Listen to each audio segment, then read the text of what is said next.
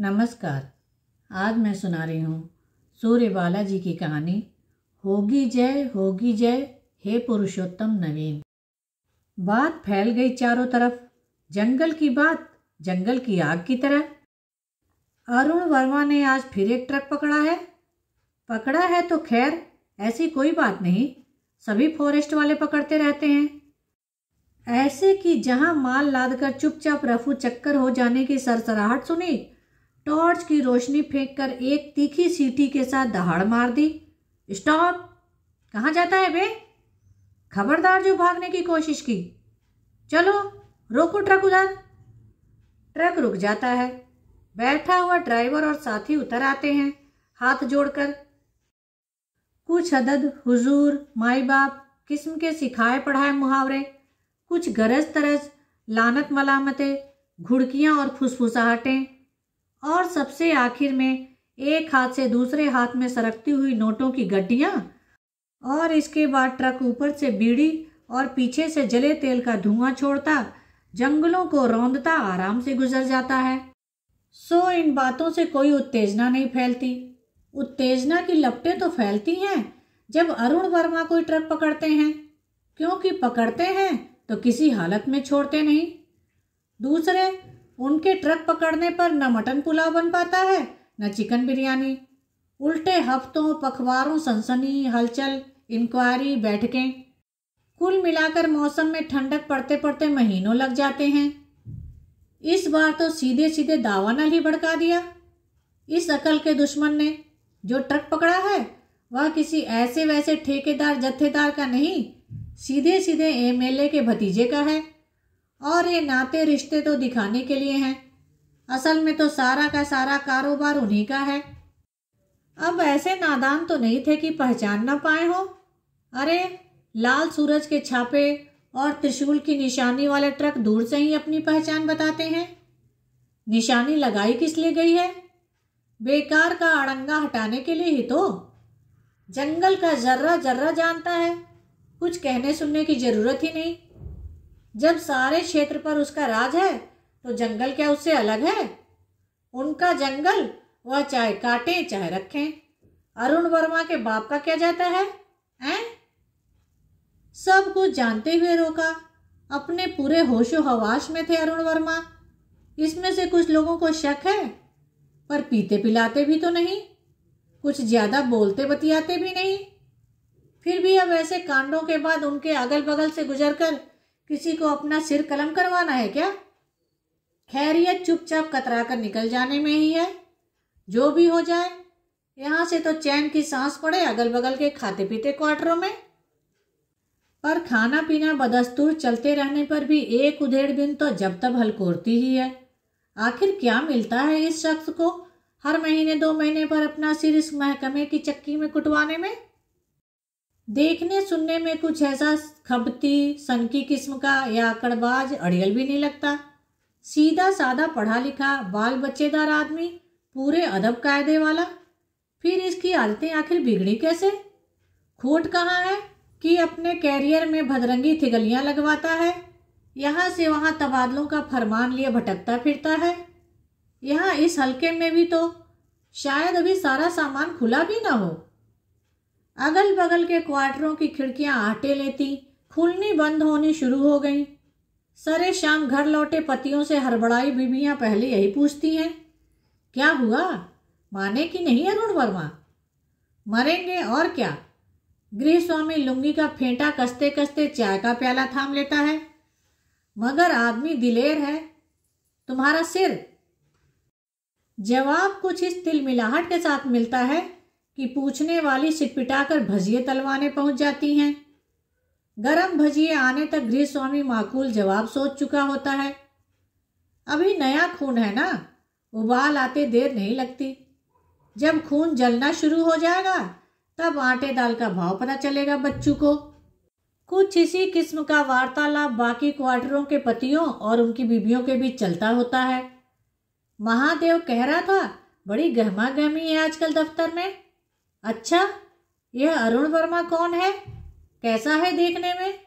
मुझे याद नहीं पड़ता कभी देखा हो। बताऊं? 2 सींग हैं, सींग उसके सिर पर और पीछे लंबी सी दुम। पति हड़काकर कहता है, तुम लोगों की आदत है बात का बतंगड़ बनाने की। और इस आदमी को भी क्या कहा जाए? पूछो, जो चीज हर तरफ से एक्सेप्टेड है, खुलेआम चालू है, ऊपर से नीचे तक हर कोई जानता समझता है, उसे लेकर इस तरह की बेवकूफ़ी की हरकत कर कौन सकता है? झंडा फहरा लेना चाहता है। सिर्फ हद दर्जे की नासमझी और कूड़ मगजी। लेकिन सुनने वाली ने चपरासियों मातहतों की कानाफूसी के दौरान जो कुछ सुना था, उसे सहेजती वह अपनी जिज्ञासा नहीं रोक पाती। अच्छा, तुम्हें क्या लगता है, उसे पहले से मालूम होता कि ट्रक फला फला का है तो भी रोक लेता क्या? गृह स्वामी इस सवाल से कतरा जाने के लिए न सुनता सा जल्दी से आलू चाप का एक बड़ा सा टुकड़ा मुंह में भर लेता है। दफ्तर में भी फाइलें एक मेज से दूसरी मेज पर सरकती हुई फुसफुसाती हुई यही सवाल पूछती रहती हैं। क्यों भाई, मालूम नहीं था अरुण वर्मा को, या जानबूझकर शेर की मांद में? वह छोड़ भी दो, जाने में या अनजाने में। लेकिन अब क्या होगा? कहाँ डिस्पैच किए जाएंगे यहाँ से? यार, डिस्पैच की बात तो तब होती जब 1,00,000-2,00,000 के ठेकेदारों ताबेदारों के काम में खलल आता है। यह रास्ता तो सीधे सीधे जहन्नुम को जाता दिखता है। अच्छा, यह इसने बिना किसी सोर्स पुल के यूं ही कर डाला? कहीं कोई खानदानी दुश्मनी तो नहीं? ऐसा तो कोई खानदान या खानदानी जर जमीन मिल्कियत वाला भी नहीं। तब क्यों करता है ऐसा? सुना है बच्चों की 2 बरस की पढ़ाई का नुकसान पहले ही हो चुका है। ऐसे ही झमेलों में बेबात इतना बड़ा बखेड़ा मोल लेना कुछ समझ में नहीं आता। आखिर क्यों? कुछ नहीं, विनाश काले विपरीत बुद्धि भैये। सुना, कुछ पिछले हलकों के सहकर्मियों में तो मशहूर हो गया था कि जो घर फूके अपना जाए अरुण वर्मा के साथ, यानी ब्लैक लिस्टेड। तभी 2 हत्थड़ मारकर एक मनचला ठहाका लगाता है। वाह, जरा सोचो यारों, ईमानदारी और उसूलों पर भी बाकायदे ब्लैक लिस्टेड होने लगे। अम्मा, कहाँ की फिलॉसफी छांट रहे हो? अभी तुमसे कहें कि जरा आज की जिंदगी से सही और गलत, ईमानदारी और बेईमानी को छोड़ छोड़कर अलग अलग खतियाव तो कर लोगे क्या? बोलो, कुवत है छांटने की? मालूम तो होगा बेईमानी झूठ और फरेब से निकलकर जिंदगी का तजुर्बा करोगे तो क्या होगा? इस पर खटर खट चलते टाइपराइटर अटक कर लम्हे भर को रुक गए, लेकिन फिर बदस्तूर सिर झुकाते यंत्रवत चालू हो गए। घर घराते कूलर की साउंड प्रूफ दीवारों के अंदर भी एक मातहत आवाज पेशी लगाती है। सर, वह अरुण वर्मा वाले केस का क्या किया जाए? क्या करना चाहते हो तुम? मैं? सर, मेरा क्या चाहना, आवाज हकलाती है। जैसा आप चाहें। क्यों?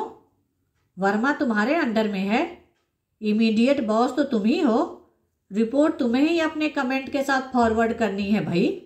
आवाज कूटनीति के हंसी के छर्रे सी छोड़ती है। तुम इसे ईमानदार मानते हो तो लिख दो। अफसर प्यादे को फर्जी में बदल देता है। लेकिन सर, मेरे मानने न मानने से ज़्यादा तो महकमा प्रूफ पर जाएगा ना, और प्रूफ में पहले ही 3-3 जगहों से ट्रांसफ़र। ये सारी बातें रिपोर्ट के साथ ऊपर तक जाएंगी। लुक, तुम एक जिम्मेदार अफसर हो, दूध पीते बच्चे नहीं कि सारी बातें तुम्हें नए सिरे से समझाई जाएं। नहीं, अब समझ में आना कहाँ बाकी रहा। अफसर को इस आदमी में कोई इंटरेस्ट नहीं, उसने साफ इशारा दिया। तो गले में फिर भी कहते हुए कुछ रुंधता सा है। फिर सस्पेंड सर? ओके। छोटा अफसर समझता है इस लहजे को, बड़ा अफसर खुश है। यह साफ साफ कहने की जरूरत ही नहीं पड़ी कि हटाओ, सस्पेंड करो साले को। आखिर देर सवेर उसे बर्खास्त तो होना ही है। ऐसे ऐसे मूजी इस महकमे में और कितने दिन चलेंगे? इतना तो उसे ट्रक पकड़ने के साथ ही मालूम होना चाहिए था कि किस ट्रक को पकड़ने का क्या हश्र होता है। हमें भी तो ऊपर तक जवाब देना पड़ता है। पूरे दफ्तर में सनसनी फैली और बैठ सी गई। अरुण वर्मा सस्पेंड हो गए। लेकिन अपना साहब बड़ा नेक दिल है। राजकिशोर बताता था, उन्हें सस्पेंशन लेटर देते समय उनकी आवाज़ भर्राई थी, उनके हाथ कांपे थे, वरना जंगल का महकमा जंगल से भी ज्यादा जंगली होता है। लेकिन यह अरुण वर्मा अजीब ही भेजे का आदमी है भाई। सस्पेंडेड का लिफाफा लेकर ऐसे निकला जैसे साग भाजी लाने के लिए थैला लेकर निकला हो। निर्विकार, निसंकोच, चेहरे पर न आक्रोश, न द्वेग, न तिलमिलाहट, न शर्मिंदगी। यानी बेहया किस्म का क्या? न, एकदम सपाट, थमा थमा सा। किसी को देखकर मुस्कुराहट वैसी ही बरकरार हो जाना, न किसी को मुंह चुराने का अवसर देना, न कतराकर निकल जाने का ही, खुद बढ़कर हाल चाल पूछ लेना और अंत में सस्पेंशन आर्डर लिए चुपचाप घर आ जाना। पड़ोस के क्वार्टरों की खिड़कियां फिर अकुलाहट से खुलनी बंद होनी शुरू हो गईं। कुछ आहट या सुराग ही लगे। पता नहीं बेचारे के घर चूल्हा जला भी या नहीं। इसी बहाने ऑफिस से लौटे हुए लोग बीवियों से पूछ रहे हैं, क्या कहती हो, चलना चाहिए या नहीं? हाँ हाँ, तुम तो उसी दिन से कह रही हो, पर यहाँ तो आगा पीछा सब सोचना पड़ता है ना। कब किस क्वार्टर की खिड़की क्या सुराग ले रही है, और लेकर आला टेबलों पर जड़ दिया तो बीवी बच्चों वाले ठहरे, डर कर रहने दुबकने में ही खैरियत है। और बीबियां सोचती हैं कि अगर आज इन मर्दों के हम बीवी बच्चे न होते तो ये अपनी सारी तोहमतें आखिर किसके पल्लू से बांधते। लेकिन चलो भाई, अब जो होना था सो हो चुका, अब कुछ खास खतरा नहीं, चलो मिलजुल आया जाए। बच्चे दरवाजा खोलकर किलके, पापा, भाटिया अंकल आंटी आए हैं। तो अंदर लेते आओ बेटे। वे लोग अजीब सकते की सी स्थिति में घर में घुसते हैं, लेकिन यहाँ तो सब कुछ सामान्य शांत सा। फिर भी बात शुरू करना समझना तो अपना फर्ज है। भाई वर्मा, मुझे तो बड़ा रंज हुआ सुनकर। बाय गॉड, बहुत। शाम जब से आए हैं तब से उदास बैठे हैं, बीबी ने हुंकारी मारी। अरुण वर्मा कृतज्ञता जताते हैं। फिर भी एक बात कहूं, यह कहाँ का बवाल अपने सिर ले बैठे, ठीक नहीं किया। अरुण वर्मा चुपचाप सुनते रहे। अच्छा, बड़े भाई की हैसियत से एक बात पूछता हूं, कोशिश नहीं की कहीं? किस बात की? मामला रफा दफा करने की? अरुण वर्मा ने हैरानी से देखा। मैं ही मुद्दा उठाऊं, मैं ही रफा दफा करने को कहूं? लो, सभी करते हैं, कह देते हैं कि मुझे मालूम नहीं था कि ट्रक मृत्युंजय सिंह के भतीजे का है। कितने तरीके हैं मेरे भाई। लेकिन भाटिया साहब, मुझे तो मालूम था। ट्रक वाला बार बार इसी बिना पर तो धमकाना चाह रहा था, और अब अपने सच को झूठ में बदल दूं? अम्मा यार, जिंदगी में ये सब रामायण महाभारत क्यों घसीटते हो? अरुण वर्मा रोकते न रोकते कह ही गया। लेकिन रामायण महाभारत जिंदगी की ही जमीन से उपजे हैं भाटिया भाई। छोड़ यार, तू छोटा है अभी। इतना तो मानोगे कि मैं उम्र में, एक्सपीरियंस में तुमसे बड़ा हूँ। उसी हिसाब से कहता हूँ, यह मगजमारी छोड़ हंसी खुशी रहना सीखो। कहते हैं जिंदगी जिंदा दिली का नाम है। अरुण वर्मा चुप हो गए। वह कहना चाहते थे कि जिंदा दिली के अर्थ हमने बदल दिए हैं भाटिया साहब, लेकिन न कह सके। शायद वह जानते थे कि भाटिया की समझ में वह सब न आ पाएगा। लेकिन अपने को रोकते न रोकते जैसे बिना पूछे रह न पाए। एक बात बताइए भाटिया साहब, क्या आप सचमुच समझते हैं कि यह मेरी भूल है, गलती है, मुझे ऐसा नहीं करना चाहिए था? इतनी देर से समझदारी और चतुराई बखानते भाटिया की आंखें सक पकाकर सीधे जमीन की ओर झुक गईं। लेकिन तत्काल साध ले गए भाटिया। देखा, सोचने समझने का कोई अंत नहीं। बिना वजह इन सब में सिर खपाने की क्या जरूरत है? फायदा कुछ नहीं, सिर्फ नुकसान ही नुकसान। मैं नफे नुकसान की नहीं भाटिया भाई, सही गलत की पूछ रहा था। अरुण वर्मा ने नम्रता से टोका। भाटिया झल्लाए। ठीक है, फिर सोचो भाई, सोचो। जमाओ सही गलत के हिसाब का रोकड़ा, लेकिन पहले अपने बीवी बच्चों के हाथ में भीख का कटोरा थमाना न भूलना, समझे? तत्क्षण भाटिया को ख्याल आया क्या कह गए, तो वसुधा वर्मा की ओर झुकी हुई नजरों से देखकर बोले, माफ करना मिसेस वर्मा, जज्बात में बह गया। और वापस वर्मा की ओर मुखातिब होकर बोले, इतना समझ लो, आदमी सिर्फ शगल के लिए नहीं करता, यह सब चाहता कोई नहीं है, लेकिन बस करना पड़ता है। कहते कहते भाटिया हाँफने लगे। अरुण वर्मा जैसे भाटिया से नहीं, खुद अपने आप से बोले, हाँ यही तो, चाहते हम कुछ और हैं, करते कुछ और। जैसे गलत पाठ को गलत समझते हुए भी रटते चले जाने की आदत सी पड़ गई है। भाटिया चले गए तो कौशिक आए। ठीक वैसे ही अंदरूनी स्कूप की तलाश में शुरुआत यूं की, एक बात पूछूं, बुरा तो नहीं मानोगे वर्मा? कहीं किसी ने तुम्हें उकसाया तो नहीं? मेरा मतलब है विरोधी पार्टी वालों ने। दरअसल एक बार पहले भी ऐसा नहीं, अरुण वर्मा ने उनका आशय समझकर टोका। कम से कम मेरे साथ ऐसा कुछ नहीं हुआ। ऐसा कुछ नहीं? कौशिक की आंखें हैरानी से फैलती चली गईं।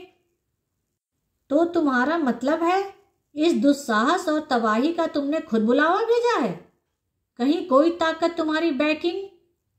हाँ कौशिक साहब, झूठ नहीं बोलूंगा, एक ताकत है जो हमेशा मेरी बैकिंग करती रहती है, लेकिन पता नहीं, शायद यह ताकत से ज्यादा एक आदत, एक लत हो।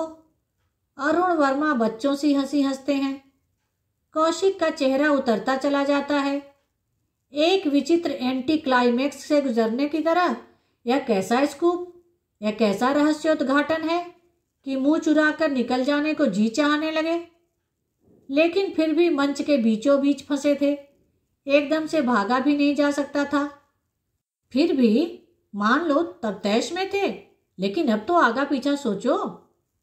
लगातार सोचता रहता हूं कौशिक भाई, लेकिन यह लत मेरा पीछा नहीं छोड़ी, मुझसे चिपक कर बैठ गई है, मेरी जिंदगी का एक हिस्सा है। ठीक है भाई, अपना फर्ज था बता दिया, निगला हंसिया उगलते वक्त मालूम पड़ेगा। और कतराते हुए कौशिक भी उठ खड़े हुए। कौशिक के बाद जोशी, जोशी के बाद प्रभाकर, प्रभाकर के बाद अस्थाना। वसुधा थक गई थी। अंतिम मेहमान के जाते ही बोली, खाना लगाती हूँ। हाँ भूख लगाई है, बच्चे सो गए क्या? घिरे सन्नाटे के बीच भी वसुधा ने मुस्कुराकर आंख मारी। इशारा था बच्चे सोए नहीं, आंखें मूंदे सोने का बहाना किए खाट पर पड़े पिता का इंतजार कर रहे हैं, पापा को बुद्धू बनाने के लिए। अरुण वर्मा बच्चों की खाट के पास गए। उन्हें ध्यान से देखने का ढोंग करते हुए वसुधा को आवाज दी, अरे बच्चे तो सो गए, चलो हम दोनों खा लें। और बच्चे चादर फेंक किलकारी मारते हुए पिता से लिपट गए। मन खुशी से लबालब था कि खूब बुद्धू बनाया।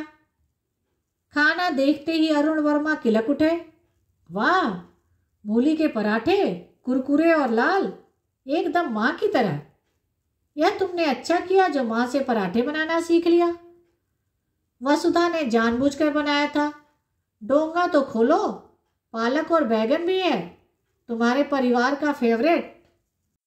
हाँ, पिताजी को खासकर बहुत पसंद था। हफ्ते में 2 दिन तो बनते ही बनते। उस दिन भी माँ ने बैंगन पालक ही बनाए थे, मुझे अच्छी तरह याद है। और फिर जैसे मनपसंद खाने के साथ मनपसंद कहानी सी दोहरा रहे हो। मैंने तुम्हें बताई थी ना पिताजी के साथ घटी वह घटना। तब पिताजी डिप्टी इंस्पेक्टर ऑफ स्कूल थे शिक्षा विभाग में। एक बार गर्मियों में दौरे पर आए डायरेक्टर के लिए बर्फ का इंतजाम नहीं हो पाया। बस गुस्सैल अफसर बिलबिला उठा था। फौरन पिताजी की मुअत्तली का ऑर्डर लिखा और चलता बना। सारा स्टाफ सन्न, हर तरफ तहलका और सन्नाटा। साथ साथ 1-2 सहकर्मियों ने सुना, आकर समझाया भी पिताजी को, माफी मांग लीजिए, शायद अफसर का दिमाग बदल जाए, नहीं तो फला फला के पास चलिए, हम लोग भी कोशिश करते हैं। पिताजी ने माफी मांगने से साफ मना कर दिया, उल्टे उन लोगों को शांत किया और चुपचाप घर लौट आए थे। माफी न मांगने का कारण भी स्पष्ट था। शहर में कहीं बर्फ नहीं थी उस दिन, और बर्फ लाने के लिए 40 मील दूर दूसरे शहर विभाग की गाड़ी भेजना पिताजी के उसूलों के खिलाफ था। यह सब किसी से कहने की जरूरत भी नहीं थी। विभाग का हर बड़ा छोटा सहयोगी और कर्मचारी जानता था, और यह भी कि 18 सालों की उनकी नौकरी में कहीं लापरवाही या बेअदबी का एक छोटा धब्बा भी न लगा था। उनके उसूलों, आदर्शों और स्वाभिमान की मिसाल पेश की जाती थी। उनकी बेदाग कलम की इज्जत और शोहरत थी। किसकी? आपके पिताजी की, पापा। बच्चों की 2 जोड़ी कौतुक भरी आंखें थोड़ा थोड़ा समझते हुए पूछ रही थी। हाँ हाँ, मेरे पिताजी की, और नहीं तो क्या, तेरे पिताजी की। और अरुण वर्मा बच्चों के साथ खिलखिलाकर हंस पड़े। फिर क्या हुआ? बच्चे अभिभूत थे। फिर कुछ नहीं, मेरे पिताजी घर आए, बिना किसी से कुछ कहे, माँ से भी नहीं, यही बैंगन, पालक और पराठे खाकर सो गए। लेकिन जब सुबह उठे और अखबार उठाया तो आंखों पर विश्वास न आया। शहर के प्रमुख अखबार के पहले पृष्ठ पर ही पिताजी की मुअत्तली की खुलेआम भर्त्सना की गई थी। उनकी कार्यकुशलता और निष्ठा के प्रतिदान स्वरूप मिले इस नौकरशाही कोप को शहर के सारे बुद्धिजीवियों, प्रमुख नागरिकों और सहयोगियों ने घोर अत्याचारपूर्ण और अन्याय ठहराया था। दूसरे दिन ऑफिस जाने पर पता चला विभाग के आधे से ज्यादा कर्मचारियों ने अपने इस्तीफे तैयार कर रखे हैं भेजने के लिए। फिर छोटी बिटिया उनिंदी सी हो रही थी, लेकिन बेटे की आंखों में नींद की जगह एक चमक थी। फिर डायरेक्टर को क्षमा याचना के साथ अपना ऑर्डर वापस लेना पड़ा था। बस कहानी खत्म, अब आप भी सो जाइए। अरुण वर्मा ने बेटे के गाल पर हल्की सी चपत लगाते हुए कहा। वसुधा चुप रही थी लगातार, लेकिन बच्चे सो गए तो बिस्तर पर आकर अनायास पूछ बैठी, सुनो, तुम भी किसी ऐसे चमत्कार की उम्मीद तो नहीं कर रहे हो? पागल हुई हो? ऐसा कुछ नहीं। तुम्हें ऐसा क्यों लगा? इसलिए कि इतनी बार की सुनाई कहानी तुमने आज फिर दोहराई। वह तो, अरुण वर्मा हंसे, अपनी बैकिंग के लिए, क्योंकि यह सब मेरे बहुत छुटपन में मिली संजीवनी है ना। टॉनिक उसूल के पक्के परिवार का 40 साल पुराना नुस्खा। Ding dong. अरुण हंसे, लेकिन फिर कबूलते हुए से बोले, लेकिन सच सच कहूं तो मेरा मन उद्विग्न है वसुधा। मेरे और बच्चों के लिए? ना, नहीं। वह तो आज की मुक्त नारी तुम संभाल ले जाओगी। तुम लोगों की मुक्ति की इसमें बड़ी सार्थकता और दूसरी हो भी कह सकती है। सिर्फ अपनी मुक्ति के लिए लड़ना कोई लड़ना है? अरुण ने चुहल के स्वर में कहा। ठीक है, मान लिया। फिर तुम्हारी उद्विग्नता का कारण? हाँ, कारण नहीं छुपाऊंगा वसुधा। तुमने महसूसा ना, इतने लोग आए मुझे समझाने, लेकिन उनमें से एक ने भी यह नहीं कहा कि मैं कहीं ना कहीं सही हूं। मेरा मतलब किसी इनकलाब, किसी विद्रोह से नहीं है वसुधा, लेकिन लोग आज सही को सही मान लेने में भी इतने क्यों घबराते हैं? यहाँ मेरे घर के अंदर एक छोटा सा सच स्वीकारने में कहीं कोई नुकसान तो नहीं था उनका।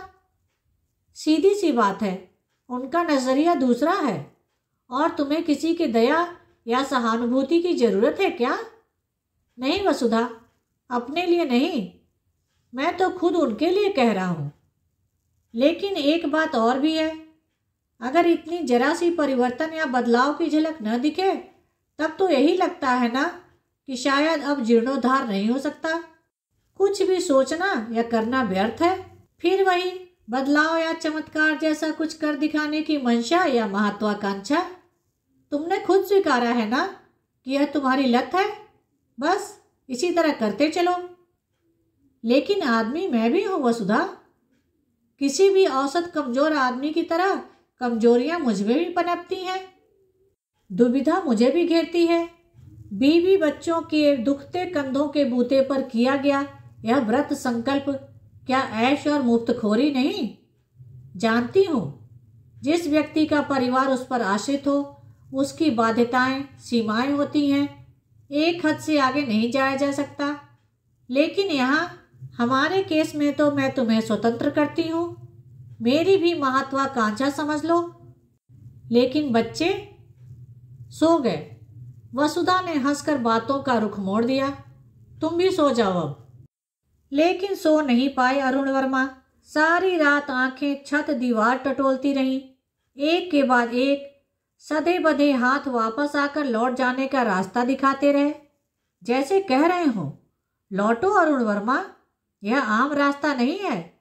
औसत सामान्य आदमी का इस राह से गुजरना बहुत मुश्किल है। अरुण वर्मा सोचते हैं, वह जानते तो हैं यह सब, लेकिन तब भी कहाँ रोक पाते हैं अपने आप को। वही लत। सुबह सुबह आंख खुली तो झुटपुटा सा था। बच्चे वसुधा सोए हुए ही थे। अब आज ऑफिस भी नहीं जाना। बहुत बड़े सपाट सन्नाटे भरे मैदान के बीचों बीच जैसे अकेले खड़े हों। कुछ नहीं सूझा तो चुपचाप एक छोटी सी खुरपी लेकर बगीचे में आ गए। यूं ही क्यारियों के बीच अनमने से सूखी पीली पत्तियों को धीमे धीमे निकालकर अलग करते रहे। तभी आंखें मलता हुआ छुटका सा बेटा आकर लिपट गया। पापा, वह जो आप कल बता रहे थे अपने पापा जी वाली बात, आज फिर से ठीक ठीक बताइए, मैं अपने दोस्तों को बताऊंगा। अरुण वर्मा ने सहसा बेटे को बाहों में भरा और अपनी कद की ऊंचाई भर उठा लिया। धन्यवाद। चैनल को लाइक करें और शेयर करें। मेरे चैनल को सब्सक्राइब कर लें, जिससे सभी कहानियाँ आपको समय पर मिल जाएं।